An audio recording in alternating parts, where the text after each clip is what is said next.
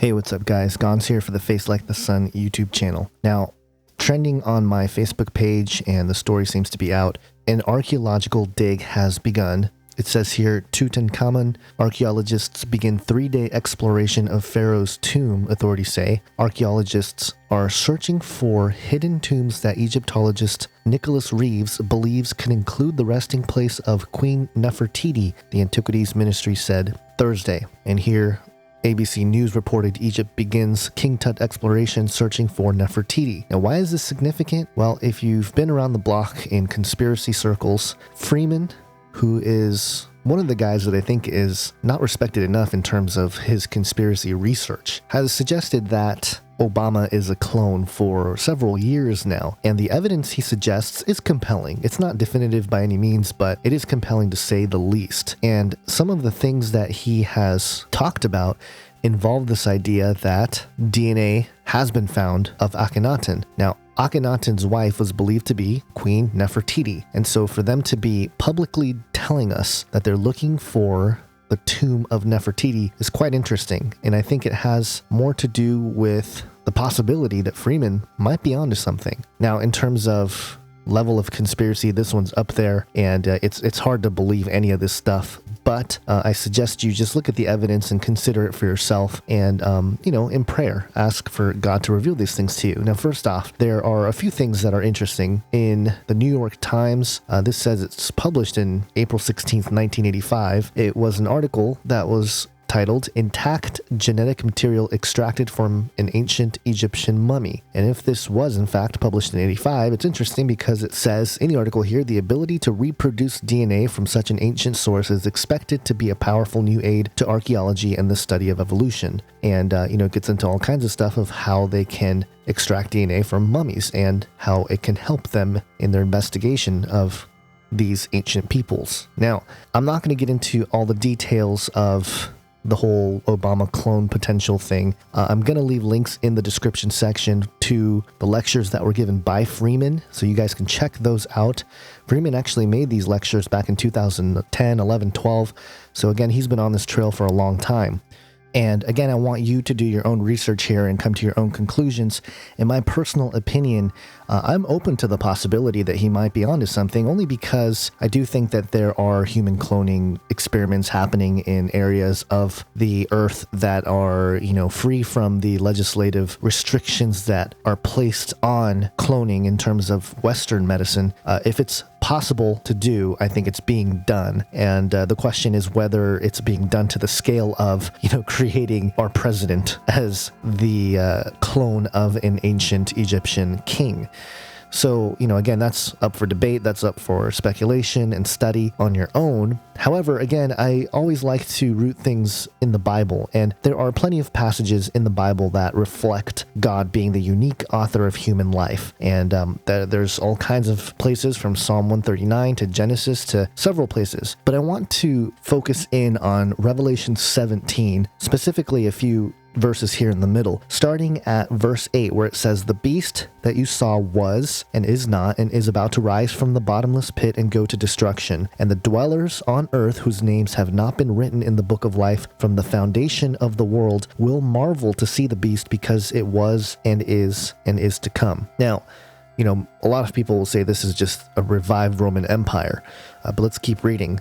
"This calls for a mind with wisdom. The 7 heads are 7 mountains on which the woman is seated. They are also 7 kings, 5 of whom have fallen. One is, the other has not yet come. And when he does come, he must remain only a little while. As for the beast that was and is not, it is an 8th, but it belongs to the 7, and it goes to destruction." So a few things to point out. First off, when it talks about the dwellers on earth whose names have not been written in the book of life from the foundation of the world, those are the ones who will marvel to see the beast. Well, I've had other videos that speculated on the possibility that what this is referring to are end times people, if you want to call them that, who are not entirely human and perhaps don't have human souls in the way that we were created to have. And I say that because there are plenty of passages that talk about blotting your name out of the book of life. And again, my sort of speculative theology there is that after the cross, all human beings, their names were written in the book of life, but only you can accept it. And it's a free gift, a free offering to all, but not everyone accepts it. And when you don't accept it, your name is blotted out from the book of life. And, I related it to the hotel analogy where everyone has a reservation, not everyone checks in, that sort of thinking. So the idea that their names were not even written from the foundation of the world tells me that these people or beings or whatever are not human, and that they were never meant to be, quote unquote, in the sense that they don't have souls, human souls anyway. And so that's one point. But then, the seven mountains, everyone talks about how that's, talking about Rome, the city of seven hills, although there are several other places with seven hills or seven mountains, like Jerusalem, that's one of them. And so that's a whole nother study there. But the interesting thing here is the part where it says they are also seven kings, 5 of whom have fallen. One is, the other has yet to come. And when he does come, he must remain only a little while. And, again, you got to look at it from the perspective of when this was written. John, the Revelator, towards the end of the 1st century wrote this. So by the time he was writing, 5 of the kings have already fallen. One existed during his time, and the other has not yet come. So that's interesting to consider. And then verse 11, as for the beast that was and is not, it is an 8th, but it belongs to the 7, and it goes to destruction. So this 8th beast is part of the first 7. And, if you go on here, verse 12, it talks about the 10 horns, which are the 10 kings that have not yet received royal power, but they are to receive authority as kings for 1 hour together with the beast. Now, this is really interesting because if you think about it, John here is saying these are 10 kings who have not yet received royal power, which suggests that these kings already existed in the time that John was writing this. Now, I know that sounds wild, but this is kind of what it's saying. And if we want to sort of take scripture at face value on certain things and understand, especially prophetically, this is a fascinating thing to consider.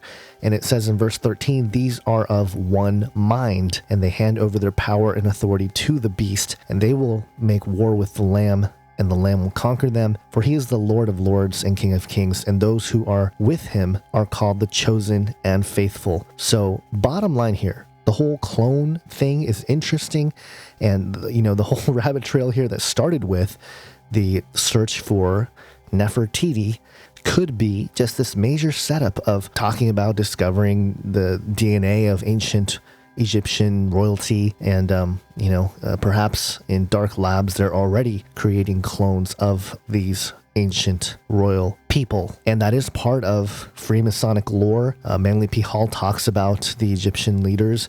You have Egyptian symbolism all over the capital of the United States. I mean, it's been part of secret societies and their symbolism and their plan for ages, so it wouldn't surprise me.